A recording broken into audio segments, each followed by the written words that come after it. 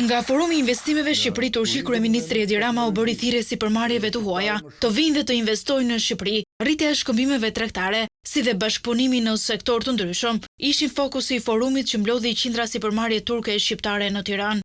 Objektivi është që të ridyfishojmë shkëmbimet tona tregtare. Dhe nesër të ndërtojmë një autostradë suksesi midis Bosforit dhe Adriatikut, sepse kjo marrëdhënie nuk është thjesht ekonomi. Kjo marrëdhënie është vllazëri, është besim, është një bashkëudhtim drejt ardhmës.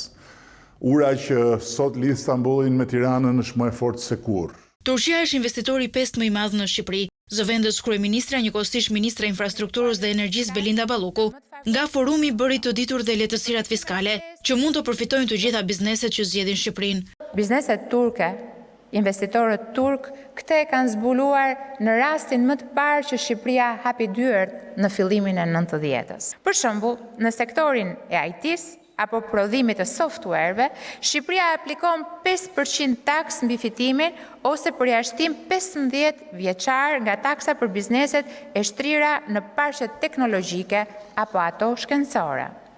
Në bujqësi dhe agroturizëm aplikohet 5% tatim të paktën deri në vitin 2029. Në Shqipëri janë 578 biznese me pronësi turke dhe 80 sipërmarrje të përbashkëta, ndërsa stoku i investimeve turke ka arritur në 1.3 miliard euro.